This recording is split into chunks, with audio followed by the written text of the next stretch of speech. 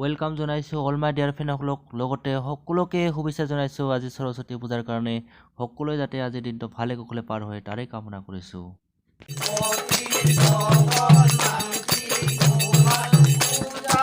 মই আজি বকো ব্লকৰ বন্দাপাৰা গাঁৱত উপস্থিত হৈছোঁ যে আজি সৰস্বতী পূজাৰ কাৰণে যে মাইনা মোৰ চেনেলটো বহুত চাই ভাল পায়। মাইনা আমাক কি ক'ব বিচাৰে?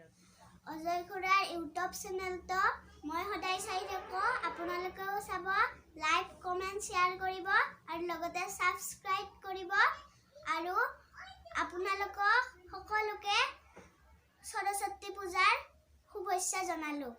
ধন্যবাদ। সঁচাকৈ গাঁৱৰ পৰিৱেশৰ মজাই বেলেগ, সেয়েহে আজি আমি গাঁও এখনলৈ সৰস্বতী পূজা কৰাৰ কাৰণে আহিছোঁ আৰু লগতে এজন মাইনা মোৰ চেনেলটো চাই ভাল পায়, সেয়েহে মাইনাৰ ঘৰলৈ আহিছোঁ। মাইনাৰ পৰা আমি দুআষাৰ কথা পাতিব বিচাৰিছোঁ আৰু মাইনাৰ ঘৰত আমি আহি উপস্থিত হৈছোঁহি। আহকচোন মাইনা আমাক আজি কিনো কয় আৰু লগতে মাইনা বন্দাপাৰা শংকৰদেৱ শিশু নিকেতন স্কুলত পঢ়ে। তেখেতে ধুনীয়াকৈ পঢ়া শুনা কৰি আছে আৰু ৰোল নম্বৰ 1 হয়, ক্লাছ 2 পঢ়ি আছে। মাইনা আজি লগ পাই আমাক বহুত ভাল লাগিছে আৰু মাইনা আজি আমাক কি শুনাব আজি সৰস্বতী পূজাত? মই আজি এটি কবিতা শুনাম। কবিতা শুনাব ন? কবিতাটোৰ নাম কি?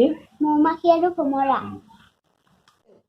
নমস্কাৰ, মোৰ নাম শ্ৰী সীমা ঠাকুৰীয়া। মই 2য় শ্ৰেণীত পঢ়োঁ। মাৰ নাম জয়া দেৱী, ৰোল নং 1 আৰু স্কুলখনৰ নাম শংকৰদেৱ শিশু নিকেতন বন্দাপাৰা। মই এটি কবিতা গাবলৈ ওলাইছো।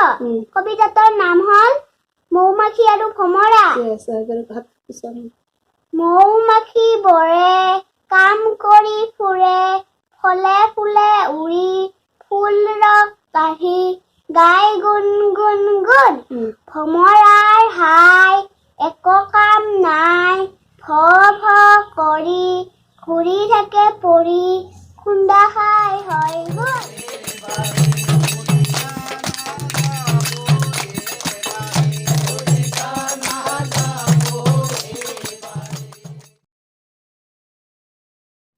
সঁচাকৈ গাঁৱৰ যি আমেজ বা সৰস্বতীৰ পূজাৰ আমেজ সঁচাকৈ বহুত ভাল লাগে। এইখন হৈছে ধূপধাৰা নিচেই ওচৰৰ নামবৰজলি বুলি কয়, নামবৰজলি গাঁও। এই নামবৰজলি গাঁৱত আজি আমি আহি উপস্থিত হৈছোঁ। সঁচাকৈও আজি মা শ্ৰী সৰস্বতী দেৱীক সন্তুষ্ট কৰিছে গাঁৱৰ যি থলুৱা বাদ্যযন্ত্ৰৰে। আহকচোন আমি সম্পূৰ্ণকৈ ভিডিঅ'টো চাই থাকোঁ আৰু ভাল লাগিলে লাইক কমেণ্ট আৰু শ্বেয়াৰ কৰি দিবলৈ একদমেই নাপাহৰিব।